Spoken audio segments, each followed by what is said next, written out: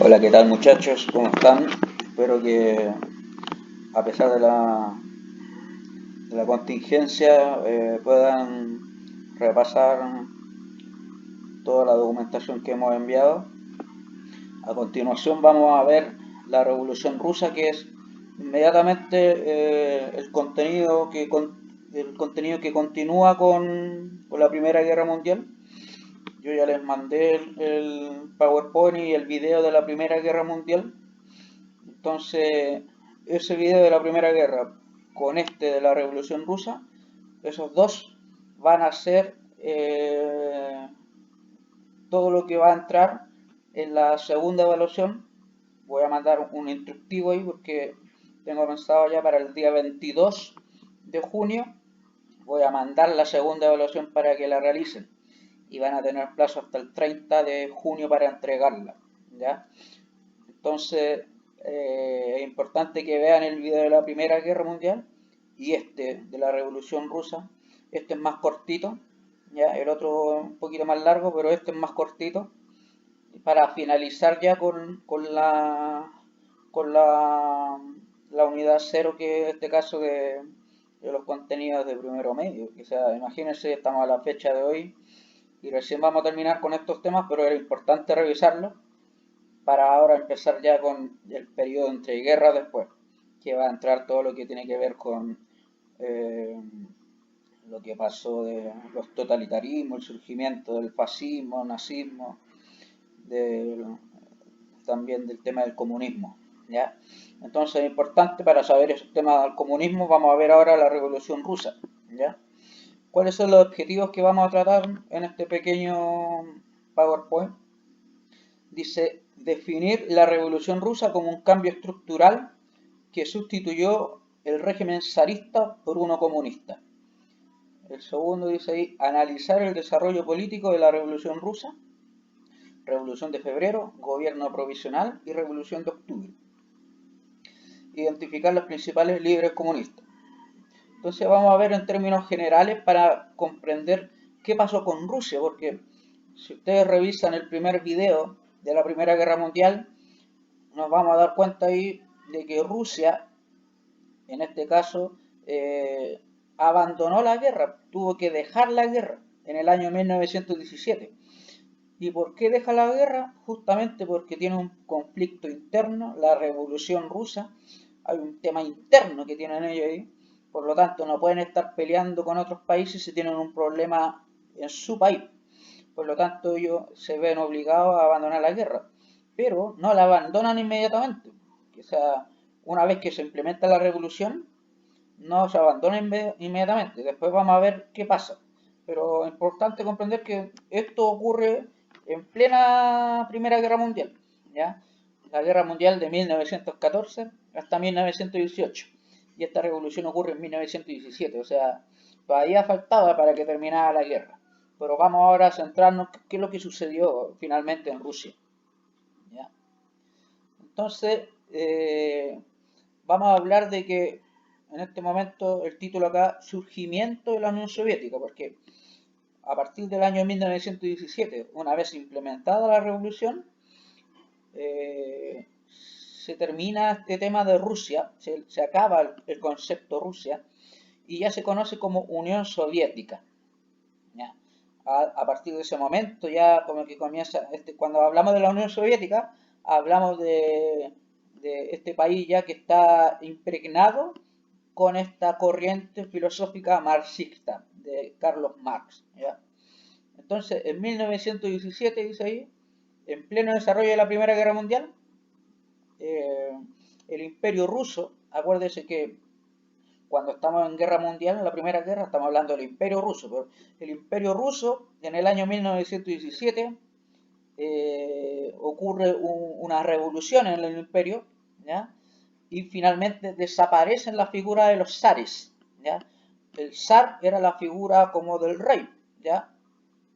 Y se crea un régimen completamente nuevo que es este régimen comunista de la Unión Soviética, ¿ya?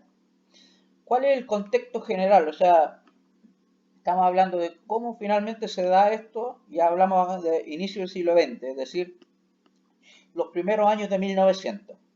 dice, Rusia estaba organizada mediante un sistema monárquico. Es un sistema monárquico. ¿Cuál es la figura principal? El zar. ¿Ya? ¿Cómo se llamaba el zar en ese momento? Se llamaba Nicolás II. Y él fue el que metió al Imperio Ruso en la Primera Guerra. Él estaba liderando este tema, el zar Nicolás II. ¿Ya? En términos económicos, ¿cómo se organizaba este Imperio Ruso? ¿Ya? El sistema de producción era feudal. Es decir, ¿qué significa feudal? Que tiene que ver con la tierra. Entonces, en este caso, el sistema de producción se centraba en los terrenos, ¿ya? Es decir, que había una persona que estaba a cargo de un terreno, ¿ya? Y esa persona, de alguna forma, como que administraba todo y tenía un poder, ¿ya? Entonces, esa persona explotaba los recursos agrícolas, ¿ya? Y se enriquecía, ¿ya? Ahí dice que, de alguna forma, la riqueza se concentraba en unos pocos terratenientes. Y cuando hablamos de terratenientes, hablamos de estas personas que tienen un poder, tienen un control, tienen un dominio en su tierra, ¿ya? Son como los patrones de fondo, para que ustedes más o menos entiendan. Estos patrones de fondo que tienen un gran terreno y tienen personal al mando. Y ellos se enriquecen, ¿ya? Ellos de alguna forma tienen a personas para que exploten los recursos agrícolas, pero ellos tienen toda la ganancia. Y así, en términos generales, era Rusia. Rusia, ahí dice que la gran parte de la población era campesina, eran todos campesinos. Por lo tanto, así se controlaba el imperio, ¿ya? Una gran población campesina y de alguna forma la riqueza se concentraba en unos poquitos terratenientes, estos patrones de fondo, ¿ya? Gran parte de la población, vuelvo a repetir, campesina y vivía en condiciones de pobreza, precariedad y carente de derechos, o sea que no tenían ninguna garantía, vivían en condiciones miserables, ¿ya? Esta población campesina. Entonces, en términos generales, la sociedad está totalmente descontenta con el manejo que tiene el zar Nicolás II, ¿ya? Y más encima, se meten a la Primera Guerra Mundial. ¿Y quiénes son los que sufren en esta Primera Guerra Mundial? La sociedad, es decir, los campesinos, la población, ¿cómo se llama esto? La que está con pobreza, la que está con precariedad, y con la guerra peor todavía. Entonces, una vez que ingresan a la Primera Guerra Mundial, esta situación se acentúa, ¿ya? Y se ve de alguna forma la debilidad que tiene este imperio ruso en cuanto a la forma de gobernar que tiene el zar, con esta forma de producción que tienen de mantener al campesinado siempre ahí como pobre, precario. Entonces esta situación ya como que no da abasto, sobre todo al ingresar a la Primera Guerra Mundial. Esa es la situación que está ocurriendo en Rusia a principios del siglo XX. Entonces, ¿ya? En términos generales vamos a hablar acá, en el año 1917 ya obviamente están en la guerra, ya están todos ahí luchando, pero se desarrollan dos procesos revolucionarios en Rusia, eso hay que tenerlo claro. El primero fue en febrero del año 1917. ¿Qué pasó en febrero del año 1917? Se pone fin al régimen zarista a través de la fuerza, hay una revolución social y se expulsa a los líderes, se expulsa al zar, ¿ya? Y se instala en el poder un gobierno provisional, o sea, un gobierno que todavía está como transitorio. Cuando hablamos de algo provisorio, hablamos de algo momentáneo. Entonces se instala en el poder un gobierno provisorio, obviamente dirigido por estos grupos de socialistas que tienen estos ideales de Carlos Marx, ¿ya? Vamos a hablar un poquito de eso a medida que vamos avanzando. Entonces se instala un nuevo gobierno provisional a cargo de un grupo de socialistas moderados. Eran socialistas que no eran tan radicales. Cuando hablamos de algo moderado, hablamos de algo un poco más equilibrado. No eran tan radicales, ¿ya? Pero hay un segundo grupo que son más radicales, que se les llamaba los bolcheviques, ¿ya?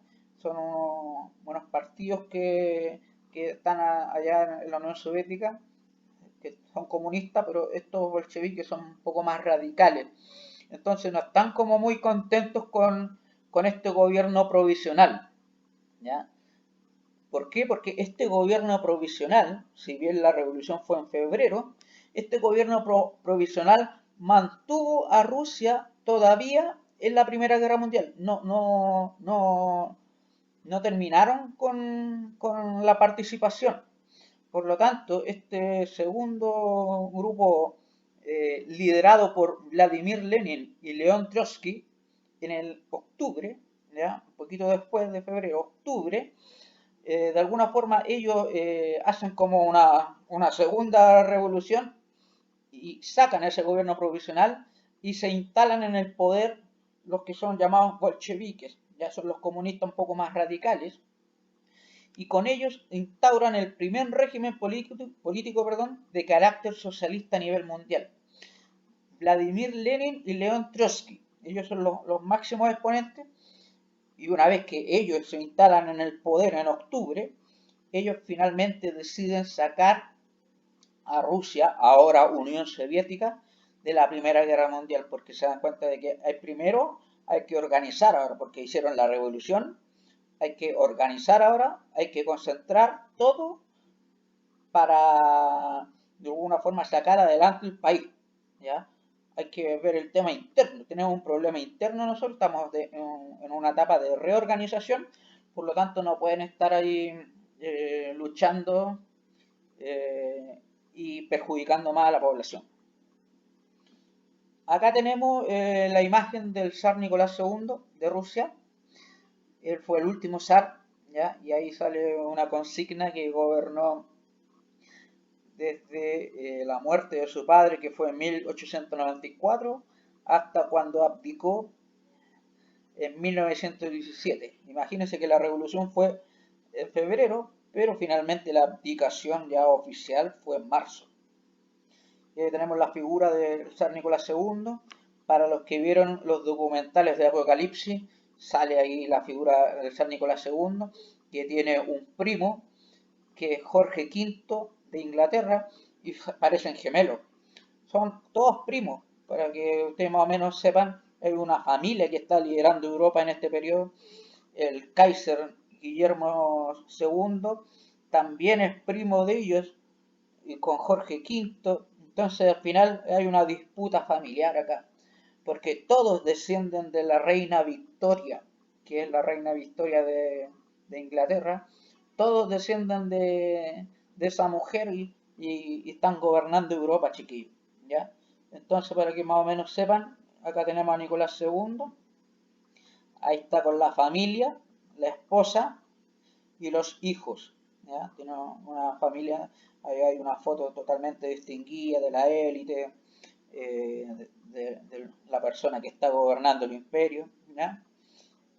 Para que más o menos ubiquen la situación del zar Nicolás II, una situación totalmente privilegiada, y la población rusa en ese tiempo totalmente pobre, totalmente precaria. Entonces claramente hay una injusticia social y la gente lo va a hacer notar. Y acá tenemos uno de los máximos líderes que ha tenido esta revolución, Vladimir Ilich Ulyanov, pero se conoce más como Lenin, ¿ya? Y él fue el líder del sector bolchevique del Partido Obrero Socialdemócrata de Rusia. Estos son los comunistas más radicales que estaban en ese periodo, ¿ya? Y se convirtió en el primer y máximo dirigente de la Unión de Repúblicas Socialistas Soviéticas. Ahí está el significado de la abreviación URSS, de la URSS, Unión de Repúblicas Socialistas Soviéticas. Y esto parte en 1922. A partir de ese año se establece ya la URSS, ¿ya? Y deja de llamarse Imperio Ruso y se llama a partir de ese momento hasta ya 1989, desde 1922 hasta 1989 se llama URSS, ¿ya? Y él fue el máximo líder, ¿ya? Él es un gran defensor de la teoría de Carlos Marx. Él también le agregó un par de cosas a esta teoría. ¿Qué es lo que piensan los marxistas? Para que más o menos vayamos recordando. Carlos Marx, ¿ya? Está en contra del capitalismo, está en contra de esta industrialización que está ocurriendo en Europa. Estamos hablando de 1800 de Carlos Marx. ¿Y qué sucede con este individuo que de alguna forma propone que para acabar con el sistema capitalista hay que llevar a cabo la revolución del proletariado, de la clase obrera? Ellos se tienen que revolucionar y tienen que tomar el poder, y el Estado en primera instancia tiene que estar a cargo de todo, ¿ya? No tiene que haber industria privada, ¿no? Empresas privadas, todo tiene que ser del Estado. Pero a medida que va pasando el tiempo, después como que el Estado tiene que dejar de existir y no tiene que haber más clases sociales. Es una teoría bien profunda. Para el que tiene que entender bien estos temas, hay un libro que se llama El Manifiesto Comunista, y ahí se pone todas las bases de lo que creen los marxistas. Ya, todos los comunistas hoy en día, la Biblia que tienen ellos es el Manifiesto Comunista, y el otro libro también se llama El Capital, que son de Carlos Marx. Son dos libros importantes, y obviamente todos los marxistas, los comunistas que le llaman, se basan de esas teorías. Y Lenin se basó también de eso, pero Lenin también le agregó cierta como cierta propiedad también a algunas cosas, y por eso hoy en día hay algunas personas que le conocen como los marxistas-leninistas, o sea, marxistas que obviamente sacan ideas de Marx, pero también sacaron ideas de Lenin, ¿ya? Y aquí está esta figura que de alguna forma viene a sentar un nuevo modelo, un nuevo Estado con otra forma. Y acá tenemos a una persona que también complementó en esta organización de la URSS, ¿ya? Que fue Lev Lavinovich, Bronstein, que más conocido como León Trotsky, ¿ya? Fue uno de los organizadores, él fue un gran partícipe para que se llevara a cabo la revolución de los bolcheviques, ¿ya? De alguna forma todos estos tipos filósofos, bien estudiosos, y estaban totalmente convencidos de que se puede implementar la teoría de Carlos Marx en Rusia, ahora llamada Unión Soviética, ¿ya? Por eso es importante este tipo. Después vamos a ver que fue perseguido por otro comunista que era un poco más radical, que lo vamos a revisar en las próximas clases, que estamos hablando de Stalin, ¿ya? Stalin también está figurando por acá, pero todavía no tiene un protagonismo como lo llegó a tener después, cuando ya hablamos de Hitler, cuando hablamos de Mussolini, está Stalin. Y Stalin finalmente fue el que persiguió a Trotsky, porque como que a pesar de ser comunistas, igual no tenían como las mismas ideas. Y eso lo vamos a revisar un poco después, pero lo importante es que conozcan a estos dos personajes, primero Lenin y Trotsky. Ellos son los principales protagonistas de esta revolución rusa, ¿ya? Ahora vamos a explicar en términos generales en qué consiste este nuevo modelo de Estado, ¿ya? Recordar que se termina el concepto Rusia, y ahora a partir del año 1922 se le va a conocer como Unión de Repúblicas Socialistas Soviéticas, la URSS. Porque algunos preguntarán ¿por qué se llama así? ¿Por qué se llama así? Importante que hay una unión de repúblicas de carácter socialista y soviético. El soviet, el concepto soviet, es un concepto que tienen allá los rusos, obviamente en términos geográficos, eh, se le llama así a los que siguen la doctrina, estos como de, los bolcheviques, los que siguen la doctrina del marxismo, ¿ya? Por lo tanto, en términos generales, va a haber una gran cantidad de repúblicas que se van a asociar a la antigua Rusia, ¿ya? Vamos a ver después en un mapa cuáles son los principales estados que van a formar parte también de esta República Socialista Soviética, ¿ya? A medida que va pasando el tiempo, se convierte en una potencia mundial, ¿ya? Vamos a ver después cómo va a competir con Estados Unidos para ver cuál es el número uno del mundo, ¿ya? Tiene un carácter federativo, de federación, ¿ya? De alguna forma van incorporando poco a poco van incorporando nuevos territorios, ¿ya? Para la mayor parte de los historiadores fue una dictadura que se basó en un control absoluto del Partido Comunista. Acá el Partido Comunista, a medida que va pasando el tiempo, es el partido único de la Unión Soviética. Por lo tanto, hay un control total de este partido en todos los aspectos cotidianos. Estamos hablando también de la política, la economía, la sociedad, la cultura. Todo está manejado por el Partido Comunista, ¿ya? Por eso hablamos de una dictadura y después vamos a hablar de un totalitarismo. Cuando está Stalin, vamos a hablar de un totalitarismo, ¿ya? Por eso a muchos comunistas actualmente como que eh, siempre están como en disputa con todos los partidos porque su origen no tiene nada de democrático, ¿ya? El origen del comunismo busca la revolución y la revolución no tiene nada que ver con los principios democráticos, ¿ya? Cuando hablamos de la revolución, de la lucha de clase, cuando hablamos de luchar, no tiene nada que ver con los principios democráticos, por eso como que ellos están ahí como con un conflicto.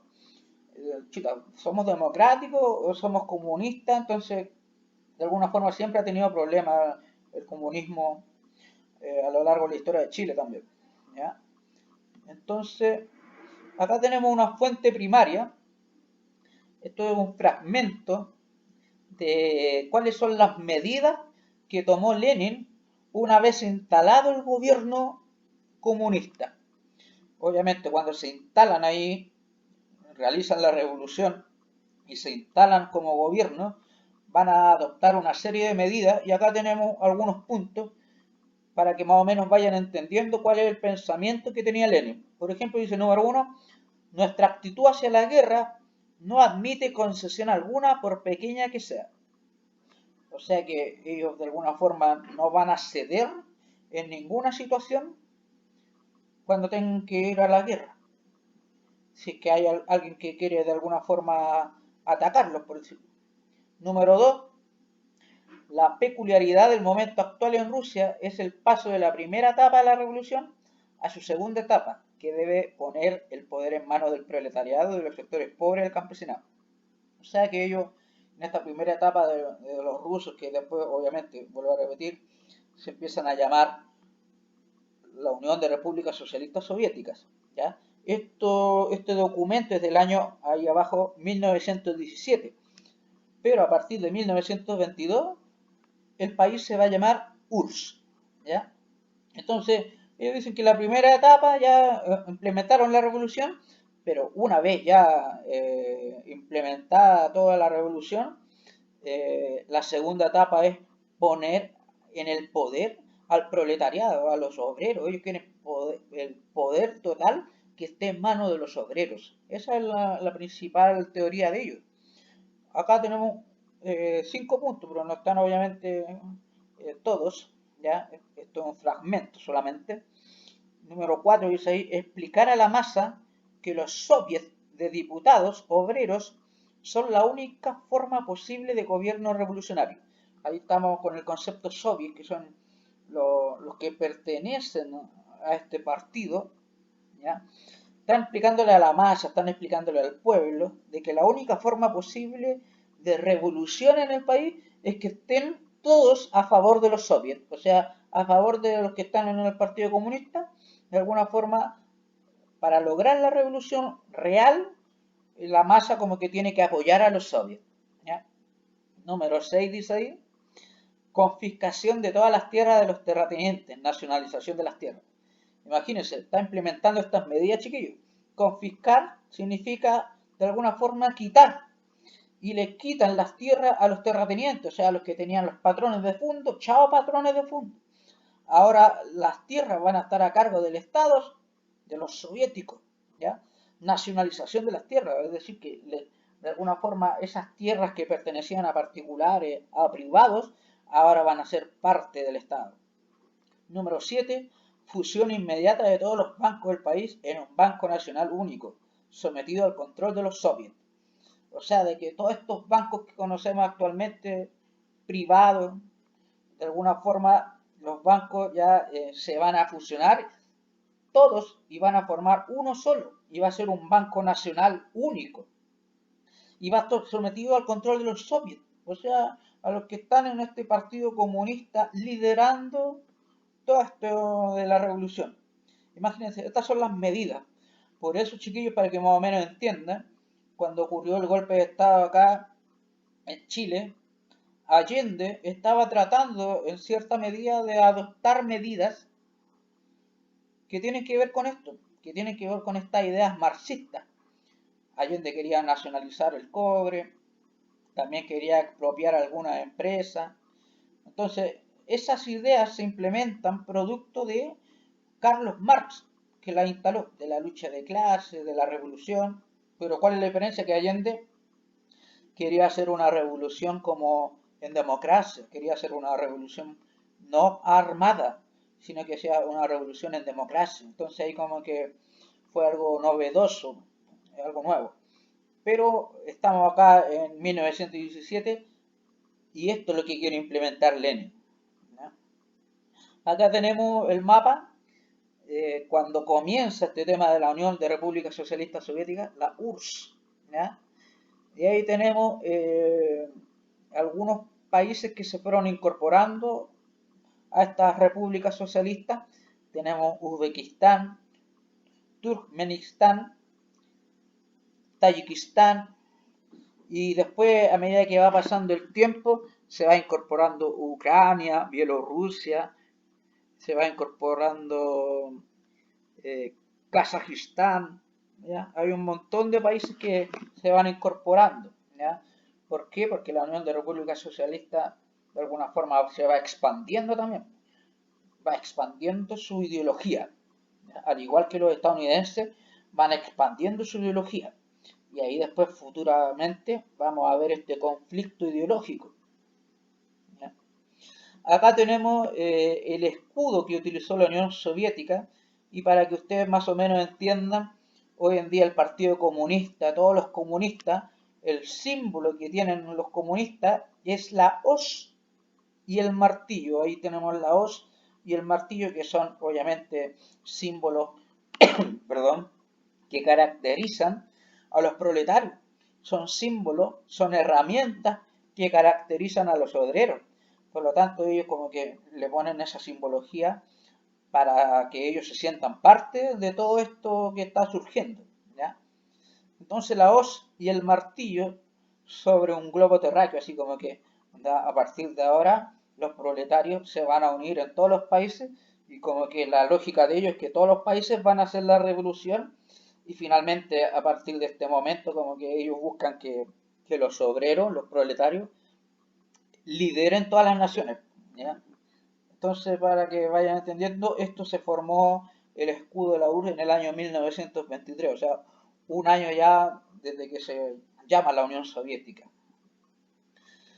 Eso está pasando en Europa, especialmente en Rusia, pero ya vimos nosotros el PowerPoint de la Primera Guerra Mundial y obviamente cuando termina la Primera Guerra Mundial hay un crecimiento en cuanto a la influencia de Estados Unidos a nivel mundial, ¿ya?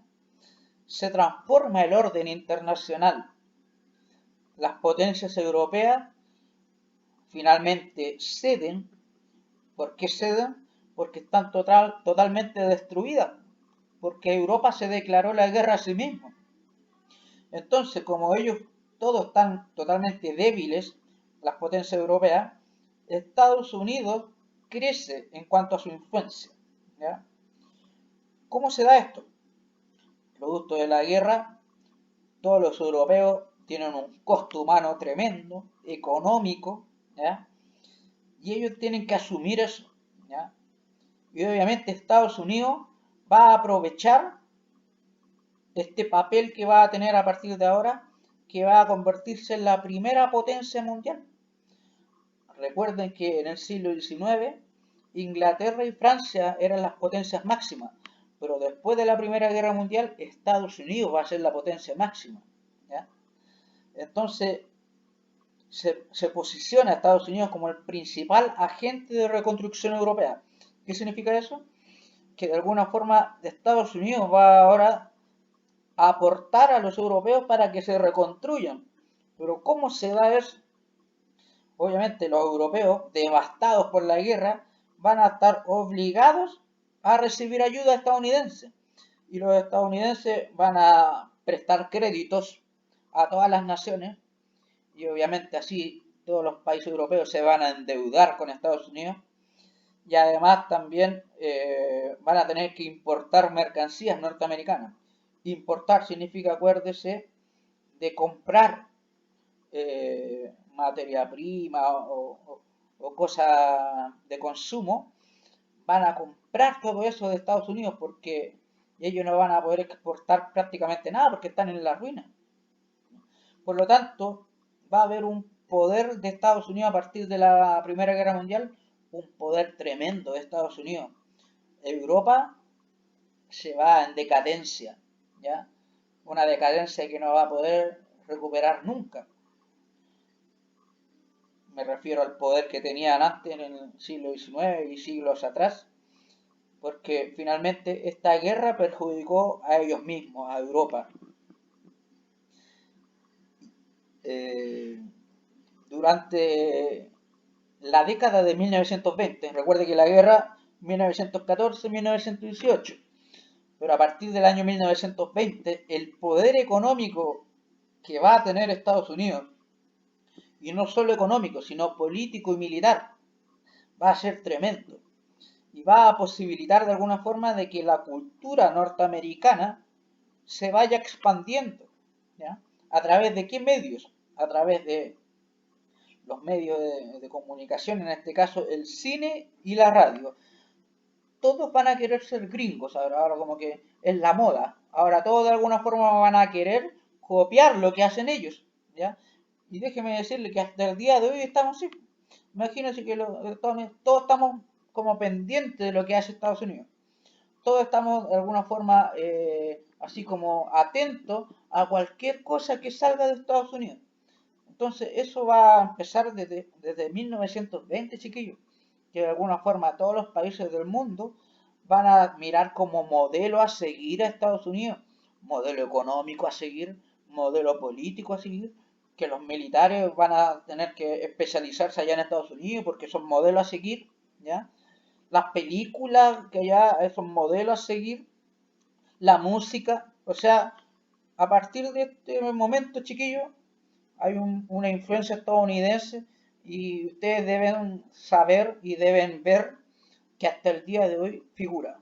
¿Ya? Y ahí tenemos una imagen representativa del tío Sam, ¿ya? Una figura preponderante que va a marcar como la influencia norteamericana. ¿Ya? Entonces, para ir finalizando, eh, acuérdense que en el siglo XIX hablamos del progreso, hablamos de estos avances científicos, este avance tecnológico que están teniendo los europeos. Entonces, este progreso de la humanidad, este optimismo que estaba de la cultura del siglo XIX, se va a derrumbar totalmente. ¿Por qué? Porque la guerra fue decisiva para esta crisis.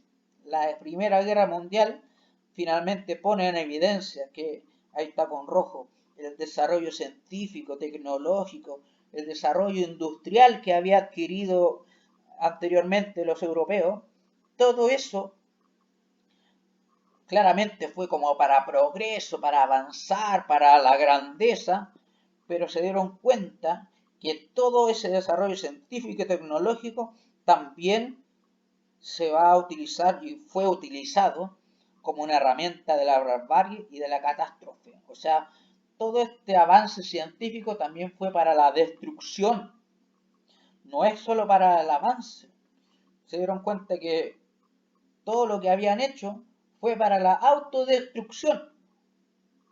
Entonces, cuando vemos esta situación de que los europeos están en la ruina, que están sufriendo producto de la guerra, después de la guerra, todo eso va a traducirse en sentimientos de pesimismo, sentimientos de temor.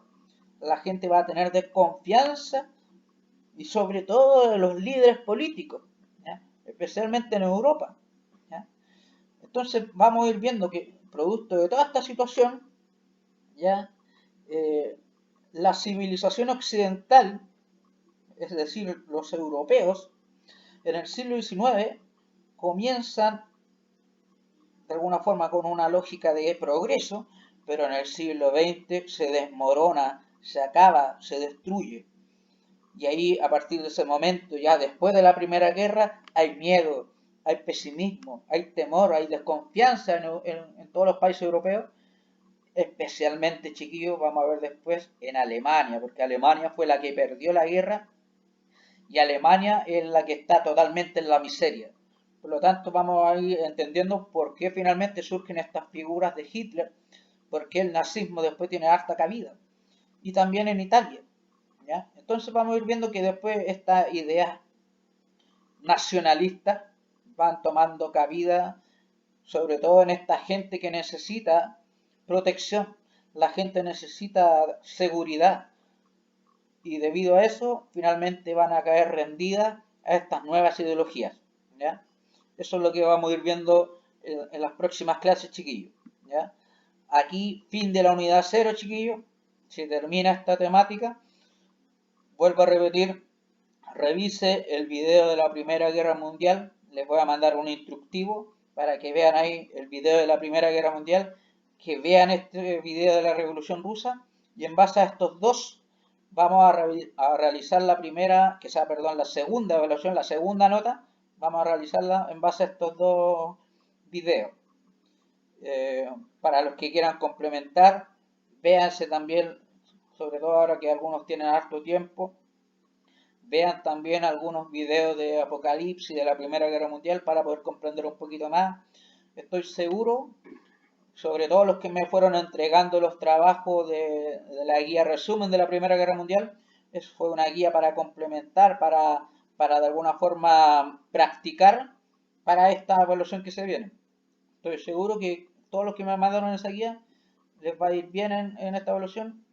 Y estoy seguro también que en esta segunda evaluación les va a ir mejor que en la primera, porque estos temas son un poco más conocidos, más fáciles que los otros que vimos. ¿Ya? Así que, chiquillos, éxito. Cualquier cosa me escriben al correo brian.sotose@gmail.com, o también me pueden escribir en el YouTube, en los comentarios de los videos. Yo estoy revisando siempre eso. ¿Ya? Así que les voy a mandar esta nueva instrucción, porque el 22 de junio voy a subir a la plataforma la evaluación número 2 y van a poder realizarla hasta el 30 de junio. Así que nos vemos, chiquillos, que estén muy bien.